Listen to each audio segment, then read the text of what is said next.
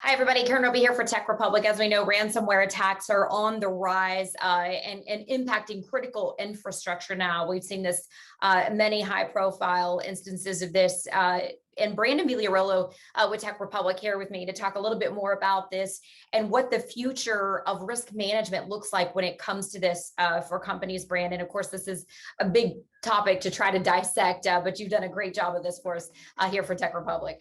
Yeah, so specifically in this article that I wrote, I spoke with Grant Geyer, who's the Chief Product Officer at Clarity, and they're an industrial sort of operational technology, industrial control systems and infrastructure, that kind of side of things. They deal with security for those products.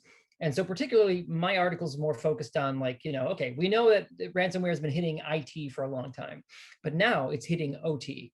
And ICS and infrastructure, and that makes it way more of a problem. It's one thing if a company, a finance company in New York gets hit by ransomware. Okay, some people lose some money, but at the end of the day, we don't lose electricity, we don't have poison in our water systems, and we don't, we're not having these massive interruptions to things that were required for life in our society. And when you factor in, industrial systems and infrastructure into this, you're looking at some serious risk that can harm a lot of people from just a simple misclicked link in an email. Yeah, and that's the scary thing, Brandon. And, but the public is finally, of course, coming around to this and understanding now that they realize, these attacks can impact their daily lives. Exactly. And so when you look at ransomware is it's on the rise in the industrial sector. And, like I was saying, it was a problem with the IT world before because that's all connected to the internet, and people are like, well, so why is it hitting industry now? Why is it just happening now?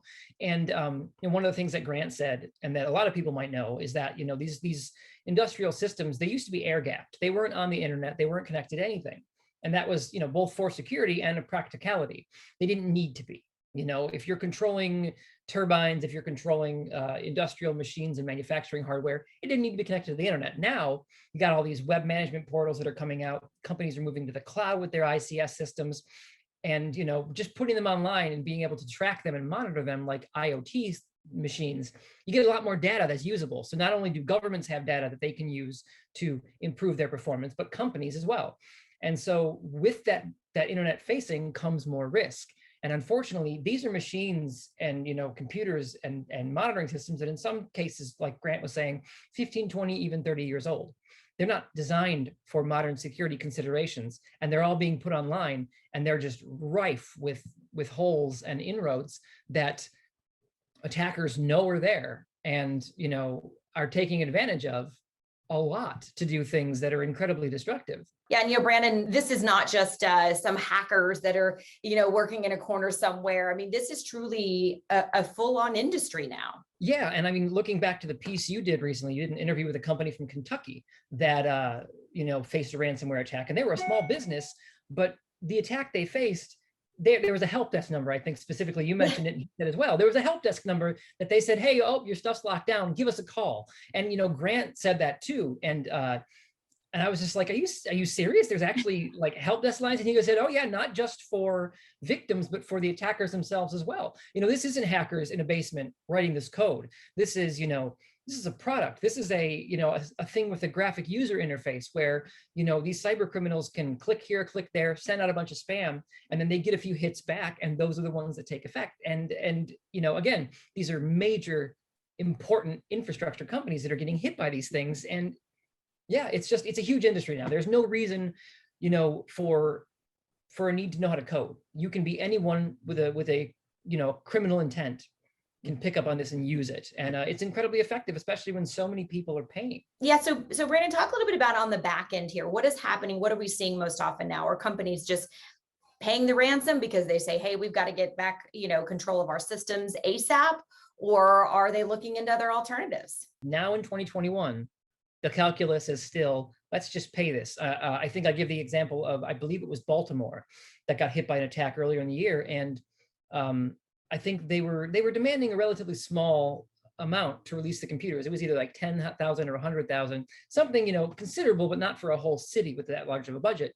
And the city of Baltimore said, no, we're not going to pay it. We refuse to give into this demand. And so they lost all their systems, and it cost them something like a few $1,000,000 to get back online. So you're looking at from a few $100,000 to resolve an inconvenience to over $1,000,000 in lost revenue. And that's for a government, but you got to think business entities can face those same risks, so that same degree of loss. And so right now, there's no reason not to pay. Like Grant was saying, governments have by and large let these bad actors act with impunity. People pay the ransoms and the government goes, okay, well, whatever. There's no regulations in place to defend against this. That's starting to change.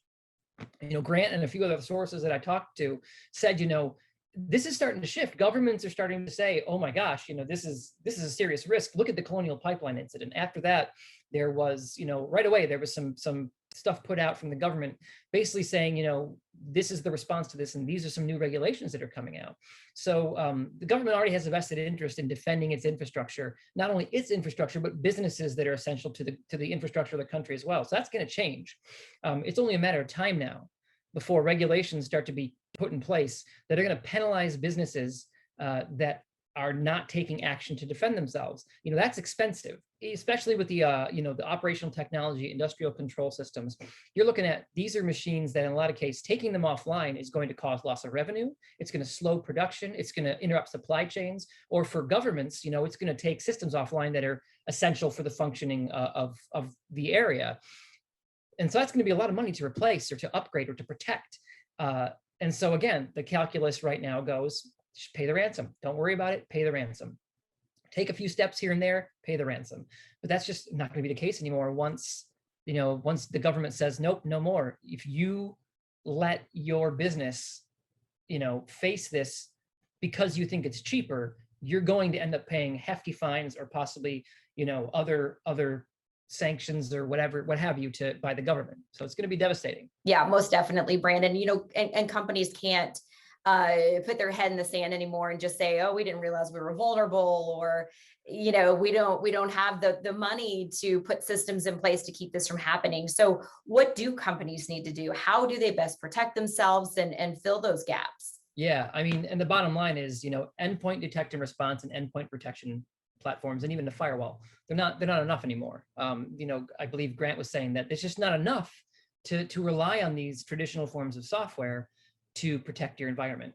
And so you can have these things in place, train your users. That's good. You need to do that. You need to take these steps, but that's not the end of it. Like specifically, there's this 3-tier approach to security that's popular in IT. Grant mentioned it to me as well.